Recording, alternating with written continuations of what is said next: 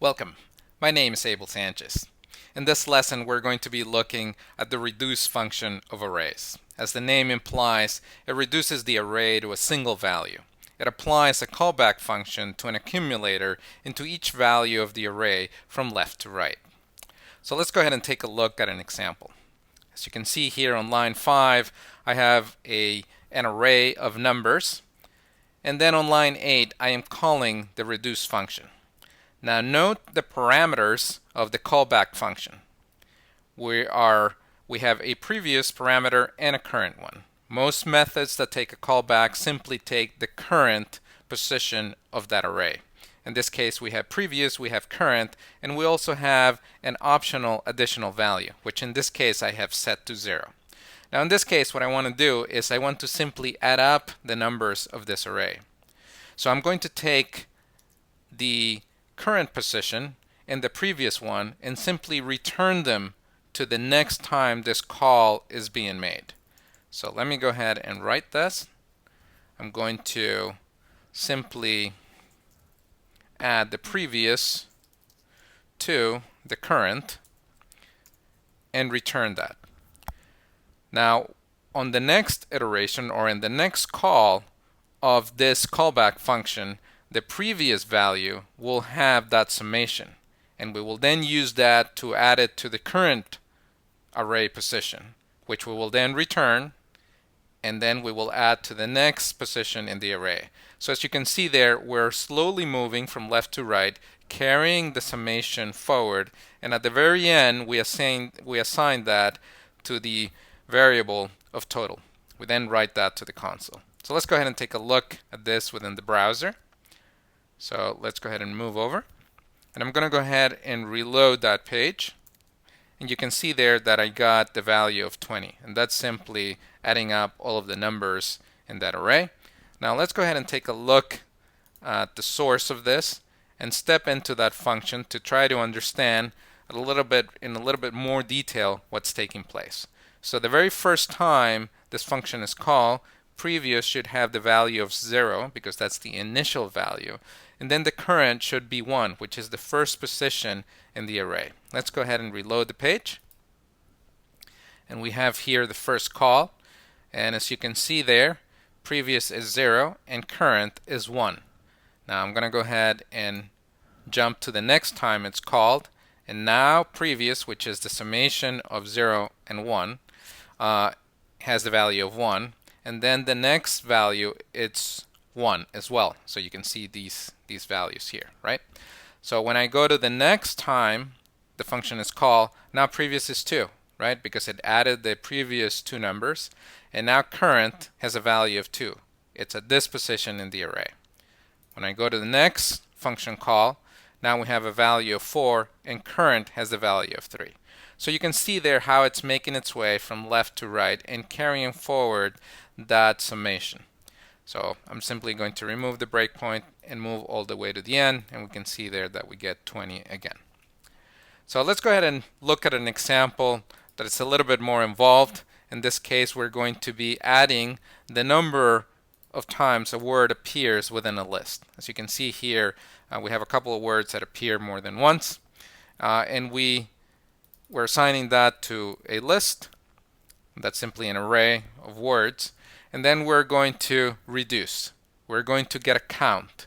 Now in this case, we have the previous and the current just as before, but note that my initial value is an object. And what I'm going to do within this object is that I'm going to add each of those words as properties, and then every single time I see that word again, I will increase the value of that property by 1. So let me go ahead and start to write that code. I'm going to go ahead and remove this. And the very first thing that we want to do is we want to know if the current word, is in the previous value. And the previous value here is simply that object. Is current in the object? Now if it is, I'm simply going to increase the counter.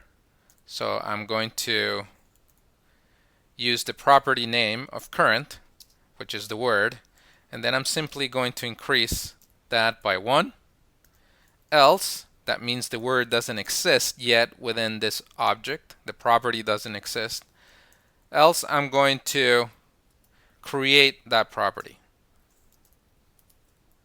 And I will create it with the value of 1. That means we've seen it once. I'll then return the object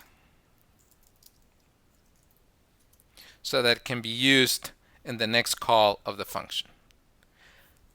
So let's go ahead and save this file and go ahead and take a look at this within the browser. This is this next exercise here. And I'm going to go ahead and reload the page. And as you can see there, well, let me go ahead and use JSON.stringify so that we can see what the value is. Let's go ahead and reload the page. And as you can see there, we get a count. Hi appears 1, boo appears 2, hello appears 1, Ada appears 3 times. And that matches the occurrence of each of those passwords. Let's go ahead and take a look within the source here each time that function gets called and try to understand what's taking place in a little bit more detail. I'm going to go ahead and reload the page. And as you can see there, the very first time it stops the if statement, that object is empty. And the word that it has is hi, which is the very first word on that list. So since it hasn't seen it before, it should jump to the else statement. And yes, it does.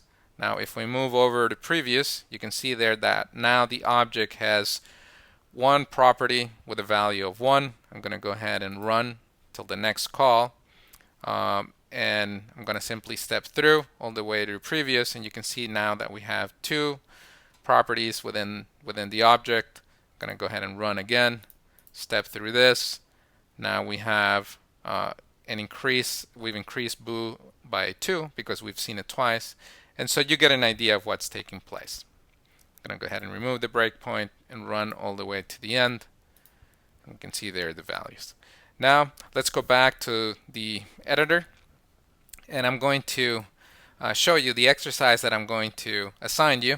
And within this file, I have here an array of launches. This is supposed to be launches into space of countries in 2015. And you can see here that we have Russia, India, US, etc.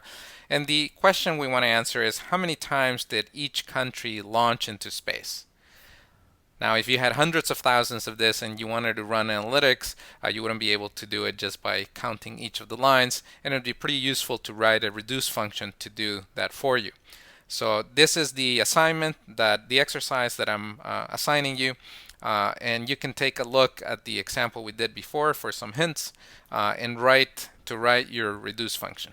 So with that, I'll wish you happy coding, good luck, and goodbye.